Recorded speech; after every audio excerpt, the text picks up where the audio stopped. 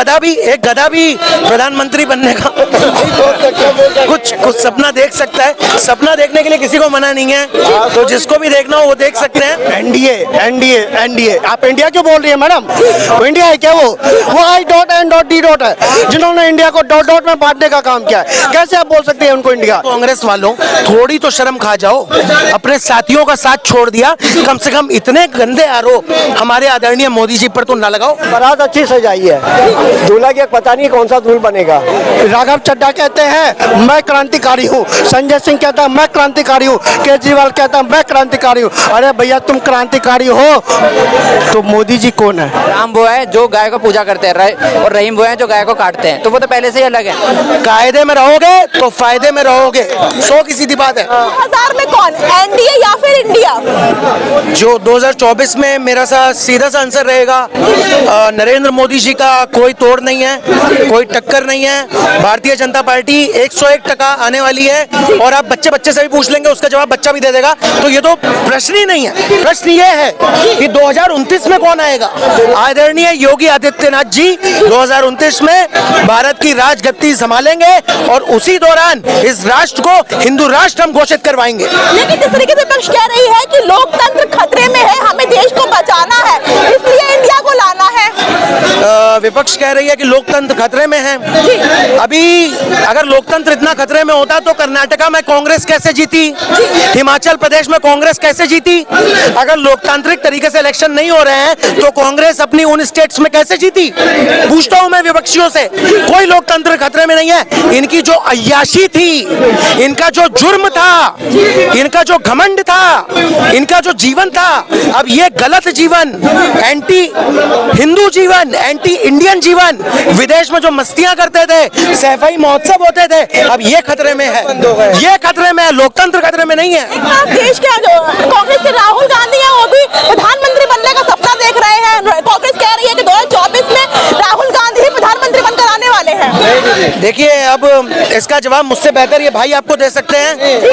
एक गधा भी प्रधानमंत्री बनने का कुछ सपना देख सकता है। सपना देखने के लिए किसी को मना नहीं है, तो जिसको भी देखना हो वो देख सकते हैं। लेकिन सच यही है, प्रैक्टिकली बात करो, चाहे इलेक्ट्रिसिटी की बात कर लो, चाहे रोड्स की बात कर लो, मैप्स की बात कर लो, है ये मुस्लिम्स की बात कर लो, हज सब्सिडी की बात कर लो, और जितने मेट्रो स्टेशन आए इंडिया के पास इसकी बात कर लो, all over India more than 140 airports इनकी बात कर लो। पूरा मैं कह रहा हूँ, पूरा रोड मैप देख के, पूरा ग्राउंड रिपोर्ट से ब्लूप्रिंट की बात कर लो, कश्मीर से लेकर कन्याकुमारी तक की बात कर लो। भारतीय जनता पार्टी ने ऐसी कोई कसर बाकी नहीं छोड़ी है कि उनको सत्ता में वापस न लाया जाए। मणिपुर में क्या चल रहा है? 3 महीने से मणिपुर चलता है, देखिए प्रधानमंत्री कुछ बोलते ही नहीं है। क्यों प्रधानमंत्री कहाँ नहीं बोल रहे? प्रधानमंत्री बोलते कम है। इनको बताना चाहता हूँ, प्रधानमंत्री करते ज्यादा है, करते ज्यादा है। नू पे ये क्यों नहीं बोल रहे हैं? नू पे ये क्यों नहीं बोल रहे हैं? अभी ये इतने दंगे हुए बरेली में, ये क्यों नहीं बोले? यहाँ दिल्ली का हमारा भाई रिंकू मारा गया, ये क्यों नहीं बोले? जब किसी हिंदू की सनातनी की हत्या होती है, ये चुप क्यों रहते हैं? ये धार्मिक राजनीति खुद करके बोलते हैं कि बीजेपी हिंदू मुस्लिम करवा रही है। इनसे ज्यादा हिंदू मुस्लिम कौन करता है? मैं यही बोलना चाहूंगा, कुकी समुदाय को मणिपुर में कांग्रेस ही है वो पार्टी जिसने कुकी समुदाय को पनपाया, जमाया और वहां पे जन्म दिया। अब वही आके वहां पे अगर लड़ाई कर रहे हैं, अरे कांग्रेस वालों, थोड़ी तो शर्म खा जाओ। अपने साथियों का साथ छोड़ दिया, कम से कम इतने गंदे आरोप हमारे आदरणीय मोदी जी पर तो ना लगाओ। बहुत निंदनीय, अति निंदनीय। नू की बात करें, नू का जिम्मेदार कौन है? अराजक तत्व इस देश के, जो इस देश में शांति नहीं चाहते हैं, जो इस देश को जीता जागता मैं कहूँगा तालिबान बनाना चाहते हैं। बजरंग दल का नाम ले रही है, बजरंग दल ने सब किया है। सब मतलब अटैक हुआ हमारे हलवाई भाई के यहाँ, अटैक हुआ अग्रवाल के यहाँ, अटैक हुआ शर्मा जी के यहाँ, बजरंग दल ने किया। इससे ज्यादा मैं ये विपक्ष कुछ नहीं, बस मुद्दे ढूंढ रही है। मस्जिद में भी आग लगाई गई थी रात में 12 बजे। तो यार ऐसे तो मैं भी कह सकता हूँ कि उन्हीं के लोगों ने उन्हीं की मस्जिद में आग लगा दी। मैं ये बात बोल रहा हूँ ऑन कैमरा कि उन्हीं के लोगों ने उन्हीं की मस्जिद में आग लगा दी। सब कांग्रेस का किया धरा है, सब उन्हीं का किया धरा है। और अगर वहां पे भारतीय जनता पार्टी की सरकार ना होती तो एक भी घर पे बुलडोजर न चलता, कोई हिसाब किताब पूरा ना होता। बीजेपी ने एक एक का हिसाब किताब पूरा किया है, एक एक को समझाया है कि ये हिंदुस्तान है, ये भारत है, ये देवी देवताओं का स्थान है। यहाँ कानून की बात कर लो, चाहे किसी चीज की बात कर लो, कायदे में रहोगे तो फायदे में रहोगे, 100 की सीधी बात है। यूथ भी कुछ हमारे साथ मौजूद है क्योंकि इनकी सोच काफी महत्व देती है आने वाले समय के लिए। तो मैं सिंपल से क्वेश्चन पूछूं कि 2024 में एनडीए वर्सेस इंडिया कौन आएगा? एनडीए आने वाली है या फिर बाजी मार जाएगी इंडिया? नहीं, इंडिया आने वाली है, एक तरफा इंडिया आएगी और एक तरफा मोदी जी आने वाले हैं। 2029 में भी मोदी जी ही आने वाले हैं। हाँ, ये कैसे रोके जाते कि 9 साल में कुछ काम ही नहीं करके दिया है, तो कैसे आएंगे 2024 में? कौन कहता है कि काम नहीं करके दिया? विपक्ष का तो कहना ही है काम। वोट जनता को देना, विपक्ष को नहीं देना। वोट जनता देगी, विपक्ष नहीं देगा। और वो जनता जो मिल करके इतने दल जो मिले हैं इंतजार कर रहे हैं कि हम भी इस बार आने वाले हैं, एनडीए को बुरी तरीके से मात दे करके उनका सपना रह जाएगा क्या? वो सब सपना है, वो कुछ नहीं होने वाला। वो अभी आपस में जब उनका सीट बंटवारा होगा, वो आपस में लड़ मरेंगे कि मेरे को 4 सीट चाहिए, मेरे को 5 सीट चाहिए। वो आपस में लड़ मरेंगे। आने मोदी चेहरा क्या लगता है, कौन चेहरा होगा विपक्ष का? वो उन्हें चेहरे की जरूरत ही नहीं है। उन्हें पता है जब वो आने ही नहीं है तो वो चेहरा क्यों वो क्यों दिखाएंगे? उन्हें पता है मोदी जी आने हैं, वो तो थोड़ी देर ऐसे खेल रहे हैं, खेलने दो। वो आएंगे तो फिर चेहरा किसको दिखाएंगे? सबसे बड़ी बात तो ये है, मतलब विपक्ष को अपने पर विश्वास नहीं है। बिल्कुल नहीं है विश्वास, तभी तो अब तक चरण जैसे हमारे देश में आईपीएल होता है ना, सारी टीमें मिलकर खेलती हैं, सारे खिलाड़ी मिलकर खेलते हैं। विराट कोहली आरसीबी से खेलता है, तो ऐसे ही इनका विपक्ष होगा, सारे इकट्ठे। लेकिन जब देश की बात आती है ना, तो हम इंडिया के साथ हैं, तो हम वैसे ही हम मोदी जी के साथ हैं। बाकी ये जो आपस में कर लो, आप गठन में डाल लो, उसका कोई फायदा नहीं है। लोकतंत्र खतरे में नहीं है। लोकतंत्र खतरे में होता तो हिमाचल में क्या सरकार आ गई? आप बताओ, कर्नाटक में क्या सरकार आ गई? सही बात है। ये कह रहे हैं कि क्योंकि बीजेपी वाले हिंदू मुस्लिम कर रहे हैं। आवास योजना, ठीक है, प्रधानमंत्री आवास योजना, वो गरीबों को मकान मिल रहा है। वहाँ ये नहीं पूछा जाता कि आप हिंदू या मुस्लिम हो, गरीब हो, आपको मकान मिलेगा, ठीक है। और बात रही, अभी मेरे एक भाई कह रहे थे कि हम राम रहीम कर रहे हैं। राम रहीम पहले से ही अलग थे। राम वो है जो गाय को पूजा करते हैं और रहीम वो है जो गाय को काटते हैं, तो वो तो पहले से ही अलग है। हिंदू मुस्लिम राजनीति जिस पे आरोप लगते हैं कि जब से बीजेपी आई है उससे पहले एक ही एजेंडा रखा है कि हिंदू मुस्लिम राजनीति करवाओ और हिंदू का पक्ष में तरफ ले लो। नहीं, हिंदू मुस्लिम कोई अलग नहीं है। हिंदू बस इन्होंने क्या करा है, इन्होंने जो हिंदू को जो पहले दबाया जाता था, हिंदुओं को दबाया जाता, वो इन्होंने उठाना शुरू करा है। तो अब इनको वो खटक रहा है, तो इसलिए कह रहे हैं हिंदू मुस्लिम करा रहे हैं। ऐसा कुछ नहीं है, पहले से बहुत बढ़िया है। अभी हमारे एक अब्दुल भाई हैं, वो सपोर्ट में है, कोई दिक्कत वाली बात नहीं है। और बीजेपी सरकार बहुत पूर्ण बहुमत से आ रही है। 2024 में एनडीए की वापसी होगी या फिर इंडिया बाजी मार जाएगा? किसकी बात कर रहे हो? इंडिया उसमें गठबंधन की बात कर रही हूँ। डॉट कितने हैं उसमें? एक डॉट तो हटने वाला है, केजरीवाल तो हटने वाला है, बाकी बच गए कितने? वो भी धीरे धीरे हट जाएंगे। क्यों हटेंगे? वो हटेंगे ना, हटेंगे वो सदस्यता भी जाएगी। अभी आगे रही है, जो इंडिया में अपना जो प्रधानमंत्री है वही एक आने वाला शक्ति है, क्योंकि इनके बस की कुछ नहीं है। ये गठबंधन है, आपस में लड़ चलेंगे। हाँ, एक चीज मैं कह रहा हूँ, इन्होंने बारात अच्छी सजाई है। दूल्हा के पता नहीं कौन सा दूल्हा बनेगा, आगे राहुल गांधी बनेंगे। कहते हैं ये ऐसी बारात है जिसमें सब दूल्हा ही बनना चाहते हैं। मैं कहता हूँ, रात उन्होंने ये जो बात कही है सच कही है। इनके से सच सुनने की बात ही नहीं है। अभी जब इन्होंने लेके आए थे कि भैया हमने पार्लियामेंट में मोदी को लेके आएंगे, इनकी सभ्यता कहाँ चली गई थी? 133 मिनट के भाषण में क्या हुआ?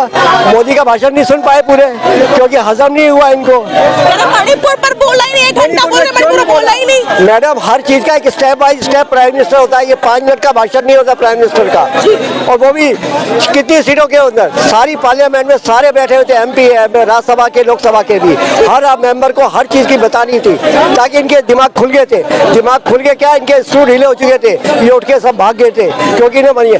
मोदी ने क्या नहीं बोला कि सन 62 में हमने किसे करवा, 65 में हमने किसे करवाए थे भाई, वही सेना से किसे करवाई थी? क्या मणिपुर का देश में नहीं था?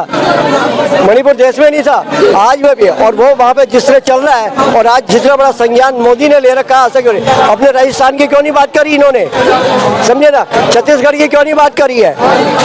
तो ये चीज सारी कहाँ गई है? तो ये इनके बस की कुछ नहीं है। किसका नाम ले लो, पब्लिक सब देख रही है, और पब्लिक देखने वाले टाइम में सब कुछ बता देगी। एनडीए की वापसी होनी है, एनडीए की 100% वापसी। अभी तो देखना इनमें क्या क्या रही है। 400 के आसपास में ही घूमेंगे। और रही जहाँ रात को सब पब्लिक सो जाती है ना, तो मोदी का दिमाग चलता है, इनके बस की कुछ नहीं है, आने वाले टाइम में कुछ नहीं है। आज चंद्रमा पे क्या हुआ मामला, झंडा फहरा दिया, समझे ना। अगर कांग्रेस की सरकार होती तो तिरंगे झंडे पे चांद फहरा देती। तो ये इनका योग है। कांग्रेस में तो देश, कांग्रेस कह रही है ना कि तो जो देश है वो खतरे में है, लोकतंत्र को बचाना है। खतरा कब था? 1947 में किसने खतरे में डाला? इमरजेंसी किसने लगाई? समझे ना। सरदारों का अपहरण किसने किया? सत्यम सुंदर किसने किया? किशोर कुमार के गाने किसने बंद करे? झंडा फहराने पे भी विरोध किसने लगाया? देश खतरे में है कि नहीं है? मैडम, देश सबसे पहले खतरे में था, अब आज सुरक्षित हाथों में है देश। वो देखो मेरी बात सुनो, यहाँ पे जितनी भी काउंटिंग है, आप यहीं से अगर मैं अभी 2024 का निर्णय निकालना चाहूँ तो मैं यहीं से निकाल देंगे, आप और हम। अभी हम पूछेंगे कि मोदी के पक्ष में कौन है, वो हाथ उठा के बता देंगे आपको, और पूछेंगे विपक्ष के पक्ष में कौन है, वो भी हाथ उठा के कहेंगे कि वो तो 2024 में बक्से बदल गए। तो वो बक्से कैसे बदल जाएंगे जब यहाँ लोग आज ही नहीं बदल रहे, 2024 में कैसे बदल जाएंगे? जो आज है वो 2024 में भी रहेंगे। इंडिया की एनडीए आप इंडिया क्यों बोल रही है मैडम? वो इंडिया है क्या? वो I dot N dot D dot है, जिन्होंने इंडिया को डॉट डॉट में बांटने का काम किया है। कैसे आप बोल सकते हैं उनको इंडिया? जिन्होंने भारत के पहले टुकड़े किए और उन्होंने अब इंडिया के टुकड़े कर दिए, उसको आप इंडिया नहीं बोल सकती है, उसको आप आई डॉट एन डॉट बोलिए। उन्होंने केवल राजनीतिक गठबंधन के लिए उन्होंने भी उसके भी टुकड़े कर दिए। बंगाल से ममता को लाए, केजरीवाल से, दिल्ली से केजरीवाल को लाए, बिहार से नीतीश को लाए। ये वही केजरीवाल है ना? कौन सा केजरीवाल? जिसने कांग्रेस को शून्य कर दिया। भाजपा ने नहीं किया। दिल्ली में कांग्रेस को किसने शून्य किया? केजरीवाल ने। और पंजाब में इनका स्विच ऑफ किसने किया? केजरीवाल ने। ये उसकी गोद में बैठा है, ये वो उसकी गोद में बैठे हैं, ये पता कीजिए, क्योंकि ये इंडिया नहीं है। इंडिया तो ये जो डबल आई है ना, ये केवल इनको अपने आई की चिंता है। बंगाल में चले जाइए, ममता को अपने आई की चिंता है, बिहार में अपने आई की चिंता है, नीतीश कुमार को अपने आई की चिंता है, आरजेडी के तेजस्वी यादव को कि भैया मुझे प्रधानमंत्री बनना है या मुझे मुख्यमंत्री बनना है। सब में लालसा भरी हुई है, लेकिन बचता एनडीए ही है और इंडिया खत्म हो जाएगा 2024 के बाद। जब उनसे गठबंधन की बात कही तो उन्होंने सिर्फ एक ही बोला कि हम लोग को मिलकर के देश के लोकतंत्र को और देश को बचाना है, इसलिए हम आपस में आए हैं। लोकतंत्र बचाने की बात ममता दीदी से आप करते हैं, लोकतंत्र बचाने की बात केजरीवाल से करते हैं, जो संसद भवन में फर्जी हस्ताक्षर करते हैं। किसे लोकतंत्र बचाने की बात करते हैं? चले जाइए बिहार, जाके देखिए किस तरह से माता बहने के साथ हो रहा है। जाके देखिए बिहार में लोकतंत्र बचाने की बात करते हैं। अखिलेश यादव, ये वही गायत्री प्रजापति की पार्टी है ना, जो बलात्कार कर दी थी और उसे पुलिस पकड़ने की हिम्मत नहीं करती थी, वही है ना ये। तो इनसे आप लोकतंत्र की बात करते हैं? लोकतंत्र के उपहास उड़ाने वाले ये लोग हैं। और अगर लोकतंत्र की रक्षा किसी ने की है तो नरेंद्र मोदी जी ने की है।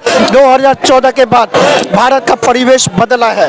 2014 के बाद भारत एक आंतरिक स्थिति में दूसरों को जवाब दे सकता है। लेकिन राघव चड्ढा ने ट्विटर के बायो में बदल दिया, उसमें लिख रखा है कि निलंबित सांसद। बिल्कुल बायो में लिख दिया उन्होंने। उसने इसलिए लिखा है ताकि राहुल गांधी जैसी संवेदना मिल जाए। राहुल गांधी, हाँ जी, अरे सब राहुल गांधी बनना चाहते हैं, लेकिन कुछ होने वाला नहीं, कुछ होने वाला नहीं। राघव चड्ढा कहते हैं मैं क्रांतिकारी हूँ, संजय सिंह कहता है मैं क्रांतिकारी हूँ, केजरीवाल कहता है मैं क्रांतिकारी हूँ। अरे भैया तुम क्रांतिकारी हो तो मोदी जी कौन है? तुमने तो देश को लूटा है, दिल्ली को लूटने का काम किया है। जिसको जो देश लूट रहा था, आज आम आदमी पार्टी का जन्म ही कांग्रेस को गाली देकर हुआ है। आज अन्ना जी करा रहे होंगे, जिन्होंने भ्रष्टाचार के विरुद्ध लड़ाई लड़ी, वही केजरीवाल आज इनकी गोद में जाके बैठा है। किसकी गोद में? जिसके खिलाफ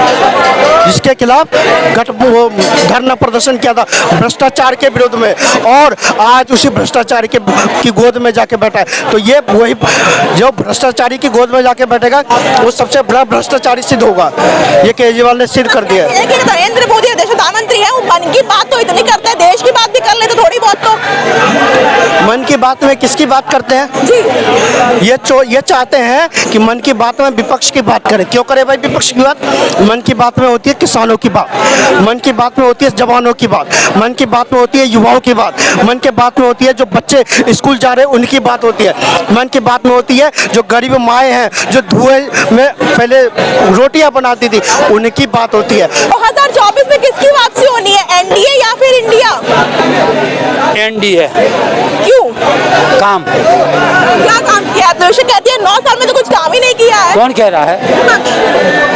उसके नजरों में नहीं किया ने, बाकी तो काम देश की जनता के लिए काम किया। जनता कह रही है कि काम किया है। वो 26 जो दल है वो उसके लिए काम नहीं किया, क्योंकि उसका भ्रष्टाचार, उसकी दुकानदारी बेरोजगार हो गए, उसकी दुकानदारी बंद हो गई है, इसलिए मोदी ने कोई काम नहीं किया। उसके लिए नहीं किया, बाकी जनता के लिए काम किया, देश के लिए काम किया।